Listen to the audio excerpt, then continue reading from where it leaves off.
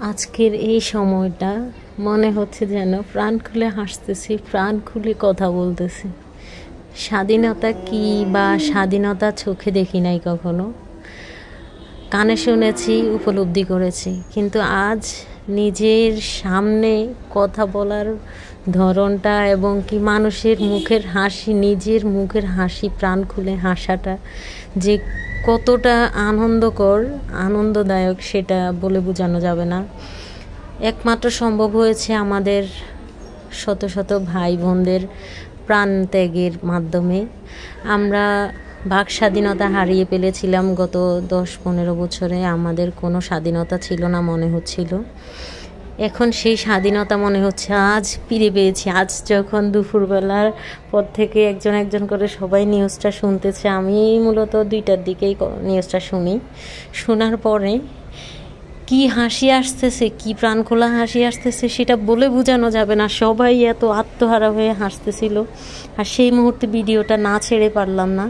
যারা বুক পেতে দিয়েছিল তাদের কষ্ট, তাদের হাহাকার সব কিছু সার্থক হয়েছে। আজ তাদের গুলি খাওয়াটাও সার্থক হয়েছে। আজ আমার শহীদ ভাইদের রক্ত বৃথা যায়নি, সেটা ভেবেই আরও বেশি আনন্দ লাগতেছে।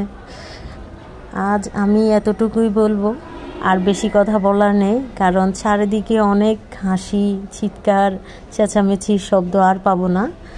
আমরা আজ প্রাণ খুলে নিঃশ্বাস নিতে পারবো। জানি না সরকার কে হয়, তাও আজ এতটুকু তো বলতে পারতেছি, আমার ভাই বোনদের রক্ত বৃথা যায়নি। আজ এই পর্যন্তই, দেখাবো অন্য কোনো ভিডিওতে। যদি ভালো লেগে থাকে লাইক, কমেন্ট, শেয়ার করে দিতে ভুলবেন না। দেখা হবে নেক্সট কোনো ভিডিওতে। সে পর্যন্ত আল্লাহ হাফেজ, আসসালামু আলাইকুম। আগামী প্রজন্ম সুচ্চার, বুঝিয়ে দিতে হবে ন্যায্য অধিকার। মেধাবী ছেলেটা বেকার, অধিকার চাওয়া মাত্রই বানিয়ে দিলে রাজাকার। বিষয়টি যদি এমন হয়, দেশপ্রেমিক হয়েও বয়ে বেড়াতে হবে নোংরা পরিচয়। দেশের মানুষের জন্যই হয়েছিল মুক্তিযুদ্ধ, কোটা আন্দোলন তারই একটা অংশ মাত্র, করতে চেয়েও না বাকরুদ্ধ।